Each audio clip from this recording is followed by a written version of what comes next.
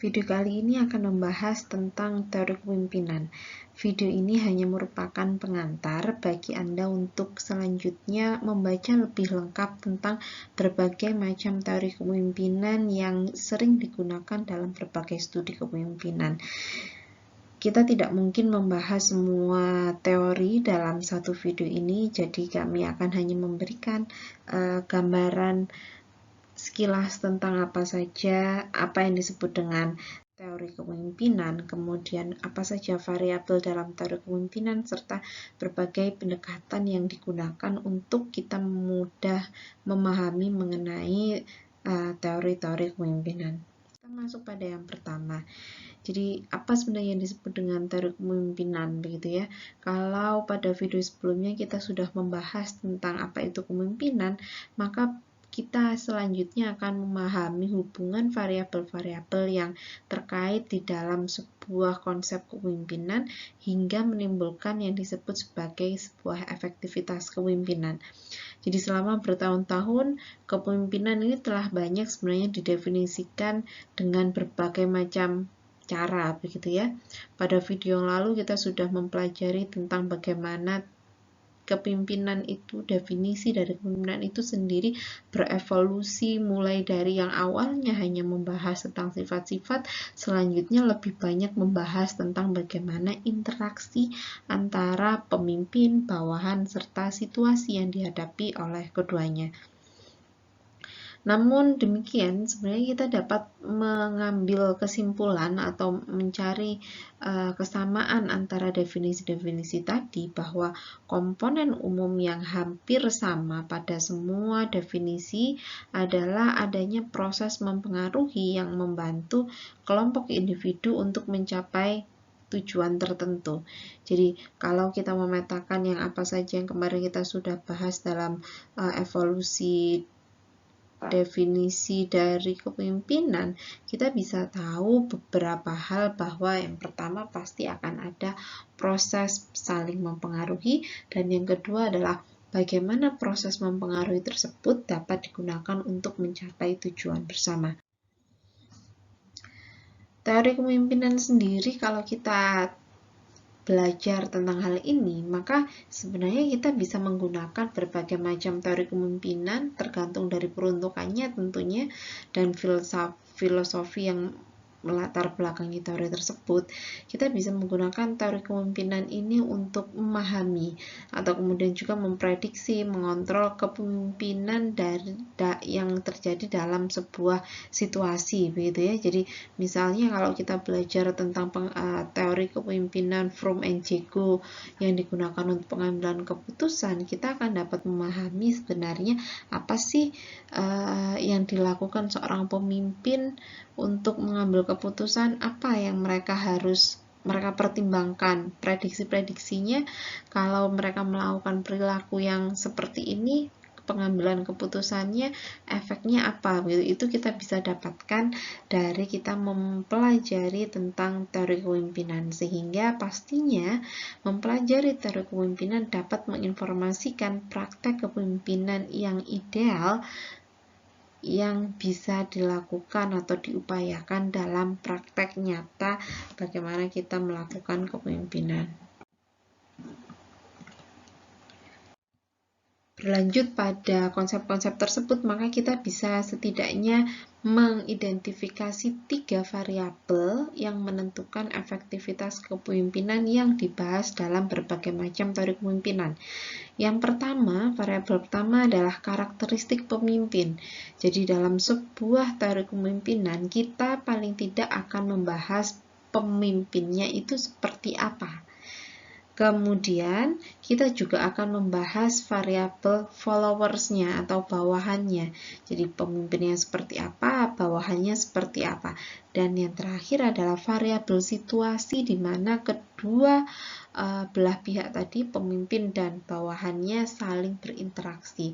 Jika kita bisa memetakan ketiganya, melihat hubungannya menjadi sebuah kerangka besar, maka bisa digambarkan dalam poin ini, begitu ya, bahwa Misalnya, karakteristik pemimpinan itu kita akan berbicara tentang leader trait dan juga skill-nya, yang tentunya sifat dan keterampilan seorang pemimpin ini akan mempengaruhi perilaku mereka dalam menunjukkan kepemimpinannya. Di sini akan lebih banyak misalnya kita akan belajar tentang bagaimana gaya kepemimpinan. Jadi, gaya kepemimpinan itu pasti juga akan dipengaruhi oleh sifat-sifat dan juga keterampilan dari seorang pemimpin.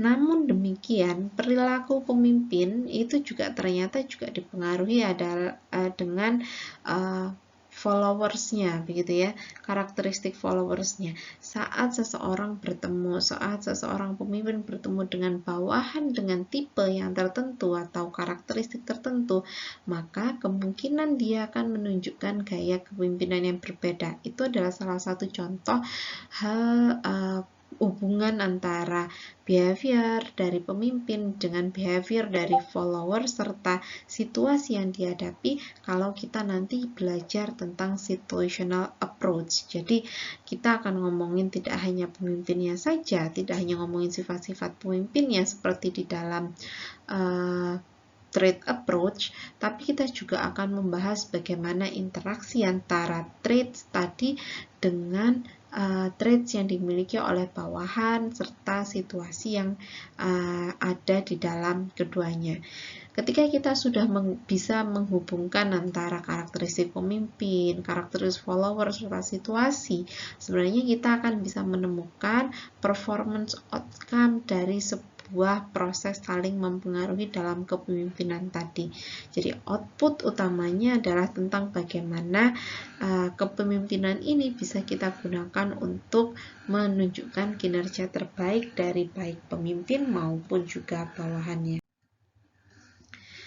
Karena ada banyaknya teori yang membahas tentang kepemimpinan, sebenarnya kita bisa mengelompokkan teori-teori tersebut menjadi 5 pendekatan untuk memudahkan kita memahami domain dari setiap teori kepemimpinan tadi. Apakah teori yang dibahas itu akan lebih banyak membahas pada pada sifat-sifat yang dimiliki oleh pemimpin, itu ada dalam trait approach. Apakah itu akan membahas tidak hanya sifat, tapi tentang bagaimana pemimpin itu bisa menunjukkan perilaku kepemimpinannya. Jadi tidak hanya hal yang tidak nampak, begitu ya. Sifat itu kan sebuah hal yang sebenarnya tidak nampak, begitu ya. Dari sifat tadi kita bisa menunjukkan sebuah perilaku, itu kita bahasnya dalam behavior approach. Jadi tidak lagi ngomongin tentang sifat-sifat, tapi lebih sudah pada tindakan nyata yang ditunjukkan oleh pemimpin. Kita nanti juga akan membahas bagaimana power influence itu ternyata bisa kita juga gunakan untuk memahami sebuah teori kepemimpinan. Jadi yang dibahas di dalam gambar tadi kita bisa lihat power dan influence-nya.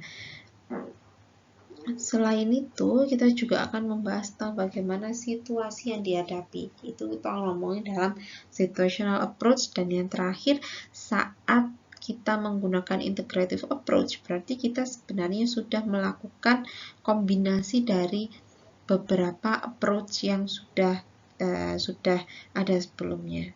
Mari kita bahas satu persatu. Terkait trait approach, jadi trait approach fokus utama pendekatan ini adalah membahas tentang atribut yang melekat pada pemimpin, misalnya semacam kepribadian yang pemimpin, motif yang dimiliki oleh seorang pemimpin, kenapa dia ingin jadi pemimpin, begitu, kemudian nilai-nilai yang dia pegang serta keterampilan yang dimiliki oleh seorang pemimpin. Biasanya banyak juga membahas seperti komunikasi, gitu ya, kolaboratif leadership-nya, itu lebih banyak keterampilan-keterampilan itu juga menjadi bahasan dalam trait approach. Dasar dari trait approach sendiri bahwa asumsi bahwa sebagian orang memang terlahir sebagai seorang pemimpin dan diberkahi dengan sifat-sifat tertentu yang membedakan dia dengan orang pada umumnya. Jadi kalau ngomongin trait approach, kita pasti ingat adalah, oh kalau ngomongin tersebut itu ngomongin sifat, keterampilan, nilai, motif dari seseorang yang membedakan dia dengan orang lain yang bukan pemimpin. Dasarnya apa? Dasarnya bahwa ada asumsi bahwa kita itu bisa membedakan pemimpin karena mereka memiliki sifat yang berbeda. Dan pada awal sekali pendekatan ini berkembang itu dimulai dari pemikiran bahwa kepemimpinan itu adalah sesuatu yang diberikan Tuhan kepada seseorang, jadi bukan sesuatu yang bisa dikembangkan. Efektivitas kepemimpinan sendiri dalam trade approach itu lebih banyak ngomongin tentang harusnya kalau yang disebut pemimpin efektif itu berarti pemimpin yang punya kekuatan luar biasa, begitu ya. Intuisi pemimpinnya sangat tinggi. Dia bisa meramal masa depan itu kayak apa, jadi dia bisa tahu apa yang harus dia lakukan saat ini. Kemudian bagaimana dia punya kekuatan mempengaruhi orang lain dengan sangat baik. Jadi efektivitas pemimpin dilihat dari kualitas individu dari seorang pemimpin, yang dilihat dari sifat-sifat tadi. Nah, kelemahannya adalah sebenarnya pendekatan ini menjadi tanda tanya karena dia tidak bisa menjelaskan sifat apa sih yang harusnya benar-benar dimiliki oleh seorang pemimpin untuk memastikan bahwa pemimpin yang kita pilih itu pemimpin yang nantinya pasti akan berhasil begitu. Karena pada beberapa hal begitu ya, atau pada beberapa cerita kita bilangnya pilih pemimpin yang adil. Nah, pemimpin yang adil ini yang kemudian ukurannya seperti apa? Kemudian kalau memang kita sudah dapat yang benar-benar adil misalnya, apakah benar dia akan bisa menyelesaikan masalah yang terjadi di dalam sebuah organisasi. Jadi belum ada kepastian, pendekatan ini belum memberikan kepastian bahwa sifat apa sebenarnya yang harusnya dimiliki oleh seorang pemimpin. Pada pendekatan ini kita bisa tahu beberapa teori yang berkembang, misalnya Great Man Theory, hingga yang terakhir adalah Ethical Leadership. Jadi kalau Great Man Theory mungkin sudah sangat paham sekali bahwa kalau Great Man Theory itu dia ngomongin bahwa kepemimpinan itu adalah sesuatu yang diberikan oleh Tuhan kepada seseorang, begitu ya. Jadi hanya orang tertentu yang bisa jadi pemimpin. Kalau dia tidak dilahirkan jadi pemimpin, maka dia tidak bisa menjadi seorang pemimpin. Namun dalam perkembangannya sebenarnya Great Man Theory juga memperhatikan perkembangan sejarah dari berbagai pahlawan gitu ya. Napoleon Bonaparte atau orang-orang penting di masa lalu itu kemudian mereka para ahli kepemimpinan merekam sebenarnya seperti apa karakteristiknya gitu. Jadi kemudian mereka tahu bahwa oh ternyata sebenarnya Great Man itu tidak hanya diberikan atau tidak hanya terbentuk karena given dari Tuhan atau pemberian dari Tuhan, tapi sebenarnya dia juga dibentuk dari lingkungan sosial di mana dia berada. Seorang Napoleon Bonaparte nggak mungkin jadi seorang pemimpin hebat kalau dia cuman anaknya raja begitu ya. Tapi sebenarnya dia juga dilatih oleh lingkungan di sekitarnya. Dia hidup di lingkungan yang membuat dia bisa menjadi seseorang yang disebut great man, orang yang hebat. Itu penjelasan dari Great Man Theory. Jadi memang awalnya dimulai dari given sifat-sifat kepemimpinan itu adalah pemberian Tuhan, tapi sebenarnya kemudian juga bisa dilihat bahwa lingkungan sosial itu mempengaruhi seseorang untuk menjadi orang hebat. Pada perkembangannya, trade approach juga kemudian mulai membahas tentang bagaimana sih praktek kepemimpinan yang etis begitu ya, yang ethical itu yang seperti apa. Pemimpin itu tidak hanya sebenarnya dilihat dari bagaimana menggunakan kekuatannya gitu ya. Setiap pemimpin pasti punya power, punya kekuatan begitu. Jadi ethical leadership tidak hanya melihat bagaimana pemimpin tadi menggunakan kekuatannya, namun juga membedakan atau menjustifikasi apakah bagaimana pemimpin menggunakan kekuatan tadi itu dengan bijak atau tidak. Jadi di dalam trade approach kita juga melihat seberapa etis sih praktek kepemimpinan yang ditunjukkan oleh seseorang. Kemudian kita juga akan bisa tahu bahwa ada beberapa hal sebenarnya yang digunakan sebagai tolak ukur ethical decision begitu ya, tentang bagaimana kaitannya dengan norma sosial begitu, itu sangat dipertimbangkan sekali dalam ethical leadership. Ethical leadership ini juga kemudian berkembang lebih luas lagi, misalnya menjadi transformational leadership, saat ethical leadership tadi juga mempertimbangkan tentang bagaimana mereka power influence yang digunakan begitu ya pada power influence approach. Jadi kita menggunakan trade approach dan power influence approach, maka kita sebenarnya menggunakan integrative approach untuk membahas ethical leadership ini. Jadi evolusi dari setiap approach ini saling berkaitan begitu. Jadi nanti jangan bingung bahwa oh tadi kemarin saat belajar trade approach ada ngomongin tentang transformational leadership gitu ya. Tapi nanti saat ngomongin integrative leadership, kita juga akan ngomong juga tentang transformational leadership karena memang itu ada kaitannya gitu. Jadi yang satu berkembang menjadi teori yang lainnya juga. Kemudian approach yang selanjutnya adalah behavior approach. Behavior approach ini lebih pada tidak lagi ngomongin tentang sifat-sifat saja, tapi juga ngomongin tentang apa sih sebenarnya yang dilakukan oleh seorang pemimpin dalam pekerjaannya. Ini lebih banyak kaitannya dengan managerial works yang digunakan oleh pemimpin. Jadi dalam melakukan perencanaan, bagaimana mereka berperilaku, dalam melakukan controlling atau POAC-nya di dalam manajemen itu bagaimana seorang pemimpin menunjukkan kualitas kepemimpinannya.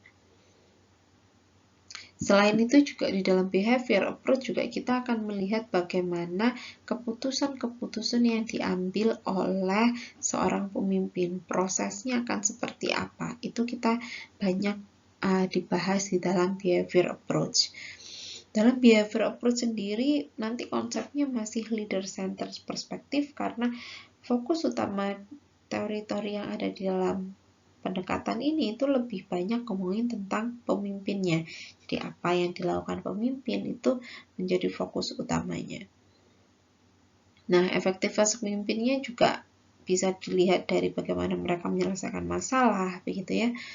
Sementara teori-teori yang termasuk dalam hal ini misalnya kayak Lewins, kemudian Goleman leadership style, yang selanjutnya juga berkembang menjadi situational, beberapa teori dalam situational approach juga.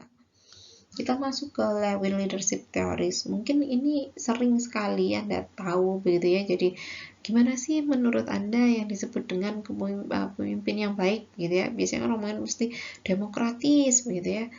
Nah, itu adalah yang disampaikan oleh Lewins. Lewins menjelaskan bahwa dalam mengambil keputusan, seorang pemimpin itu bisa menunjukkan tiga gaya kepemimpinan.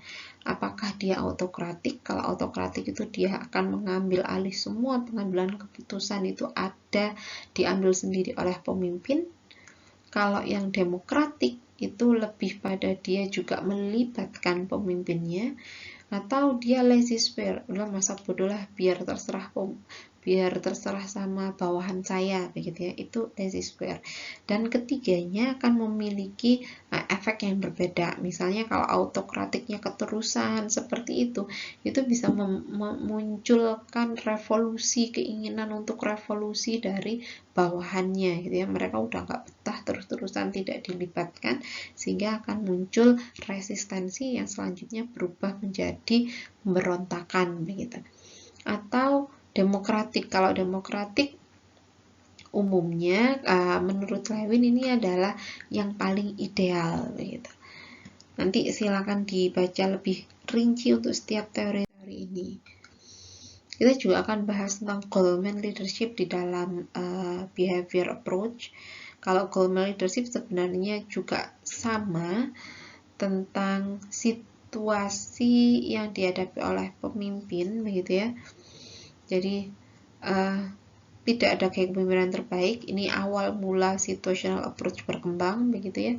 Nah, di dalam dia menghadapi situasi itu ada macam-macam begitu perilaku yang ditunjukkan. Apakah dia bersifat afiliatif, demokratik, atau dia adalah justru nyuruh-nyuruh saja, commanding gitu ya, dan lain sebagainya. Itu di dalam Goleman leadership style. Sementara untuk power influence approach, kita akan lebih banyak membahas bagaimana proses mempengaruhi antara pemimpin dan bawahannya. Memang dalam konsep power influence approach ini yang digunakan masih unidireksi gitu ya. Unidireksi artinya yang dilihat antara bawahan itu memberikan respon hanya setelah si pemimpin memberikan intervensi begitu. Jadi poin utamanya masih pada pemimpin, nanti yang dilihat selanjutnya baru reaksi yang diberikan oleh bawahan. Nah, kalau di power influence approach, efektivitas kepemimpinan itu dilihat dari seberapa kuat mereka memberikan kekuatan atau menunjukkan powernya, dan juga seberapa apa sih tipe kekuatan yang digunakan. Pada video sebelumnya kita udah belajar tentang tipe-tipe kekuatan ini, ya. Nanti silakan dicek kembali. Teori yang termasuk dalam klasifikasi ini, misalnya leader-member exchange, ini lebih banyak ngomongin tentang transaksi antara bawahan dan atasan sehingga mereka bisa membuat sebuah kelompok kerja yang solid begitu. Ada 3 fase di dalam pembentukan power influence antara atasan dan bawahan menurut leader-member exchange. Fase yang pertama itu selalu diinisiasi dari pemimpinnya. Jadi pemimpin akan memberikan intervensi atau memberikan himbauan kepada bawahan yang dia sukai begitu ya. Sudah di screening dulu sebenarnya bawahannya, kemudian mereka pemimpin akan memberikan pekerjaan-pekerjaan untuk orang ini tadi pada awalnya begitu. Kemudian pada tahap yang kedua, saat si bawahan sudah bisa menunjukkan performa terbaiknya, pemimpin akan lebih merasa terikat dengan bawahan tadi, sehingga nanti akan ada yang disebut sebagai kelompok in-group. Jadi kelompok in-group ini adalah kelompok bawahan yang selalu diajak untuk bekerja atau menjadi orang kepercayaan dari seorang pemimpin. Akan ada out-group. Out-group adalah orang yang bawahan yang nggak pernah dilibatkan oleh pemimpin. Mereka di-skip gitu ya, karena kualitas hubungan yang sudah terbentuk dengan in-group tadi. Dan pada fase yang ketiga ini lebih pada fase yang terus-menerus begitu terjadi, sehingga membuat hubungan timbal balik antara bawahan dan pemimpin itu akan semakin kuat pada kelompok in-group dan akan semakin lemah pada kelompok out-groupnya. Pasti nanti akan ada efeknya pada kinerja bawahan maupun kinerja atasan begitu ya. Nah, yang selanjutnya juga kita akan ngomongin power influence itu kaitannya tentang participative leadership. Participative leadership sendiri sebenarnya bukan sebuah teori khusus, karena nanti saat kita belajar tentang path goal theory atau kita ngomongin situational approach, kita juga akan mengenal gaya-gaya kepemimpinan yang participative leadership ini. Jadi ini tentang bagaimana pemimpin akan terlibat dengan berbagai hal yang ada di dalam pengambilan keputusan bawahan begitu ya. Apakah dia akan membantu bawahannya atau tidak, ataukah dia melepaskannya begitu. Itu ada di dalam participative leadership. Yang selanjutnya adalah situational approach. Dalam situational approach, kita akan banyak membahas tentang variabel situasi yang dihadapi. Jadi kalau pada pendekatan-pendekatan sebelumnya tadi kita masih ngomongin dua variabel, variabel dari karakteristik pemimpin dan variabel karakteristik bawahan. Pada situational approach kita juga mulai melibatkan variabel dari situasi yang dihadapi oleh bawahan dan pemimpinnya. Di dalam situational approach, efektivitas kepemimpinan itu akan sangat tergantung dengan situasi yang dihadapi oleh pemimpin. Jadi kalau misalnya tadi di dalam Lewin's teori leadership teori itu Lewin bilang jelas bahwa demokratik itu yang paling bagus begitu ya. Tapi di dalam situational approach belum tentu bahwa demokratik tadi akan bagus karena akan sangat tergantung dari situasinya. Mungkin saja yang sifatnya autokratik akan menjadi lebih baik, misalnya pada kondisi-kondisi emergensi begitu. Kalau pas kebakaran, ada kebakaran kan nggak mungkin kita akan, ayo kita rapat dulu, baru kita cari jalan keluarnya gitu ya. Keburu kebakar gitu. Jadi pada kondisi yang sangat emergensi mungkin autokratik akan lebih baik. Jadi pemimpin mengambil alih utama dalam kondisi tadi. Dan itu yang menjadi dasar bahwa dalam situational approach tidak ada gaya kepemimpinan yang terbaik, tapi yang ada adalah yang paling sesuai dengan situasi yang dihadapi. Yang paling sering dibahas dalam situational approach ada dua, yakni Fiedler's Contingency Model of Leadership. Ini akan ngomongin tentang bahwa harusnya seorang pemimpin itu bisa dibedakan jadi dua. Pemimpin yang sangat task oriented, yang berorientasi pada penyelesaian tugas, atau pemimpin yang dia sangat berorientasi tentang bagaimana hubungan antara atasan dan bawahan itu terbentuk dengan baik. Nah, pada dua jenis pemimpin ini itu akan sangat tergantung dari situasi yang dihadapi. Misalnya kita akan ngomongin situasi yang dihadapi itu terkait dengan hubungan leader dengan membernya. Apakah leader mendapatkan rasa hormat yang banyak atau kepercayaan yang cukup dari bawahan? Task structure-nya, apakah pekerjaannya itu sangat rumit sehingga butuh interaksi yang lebih intens dengan pemimpin atau tidak? Atau leader position power, apakah pemimpin tadi bisa memberikan atau leluasa untuk memberikan reward kepada bawahan gitu. Itu pasti akan mempengaruhi hubungan dari pemimpin tadi dengan bawahannya. Jadi itu akan menentukan harusnya pemimpin itu task oriented atau relationship oriented.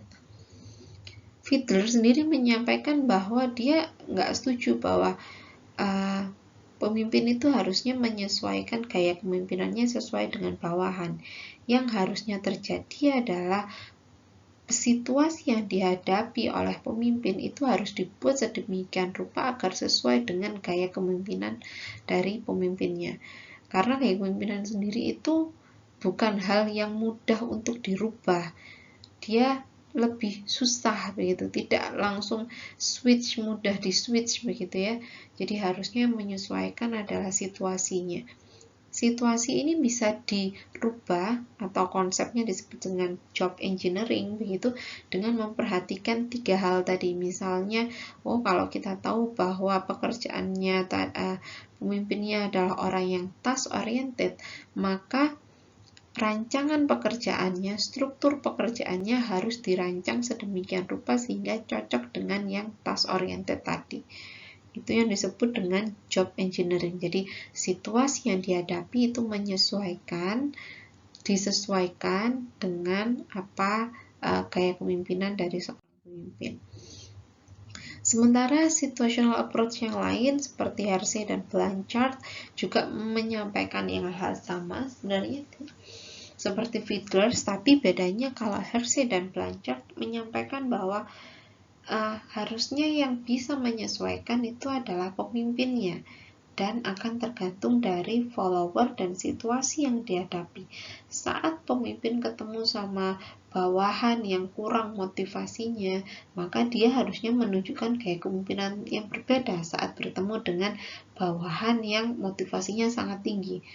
Itu yang disebut dengan Hersey dan Blanchard untuk pemimpin harusnya bisa menyesuaikan dengan bawahannya. Nanti kita akan lebih banyak belajar tentang konsep-konsep ini dalam juga saat melakukan assessment tools-nya. Dan yang terakhir dalam integrative approach, biasanya studi-studi yang digunakan yang dilakukan menggunakan pendekatan ini pasti akan menggunakan lebih dari satu pendekatan. Jadi bisa beberapa pendekatan jadi satu, begitu kita juga melihat traits-nya, kita juga melihat situasinya, begitu. Itu yang disebut dengan integrative approach. Demikian pengantar untuk teori-teori kepemimpinan. Saya sangat menyarankan juga membaca lebih rinci tentang setiap teori tadi pada textbook yang sudah disediakan.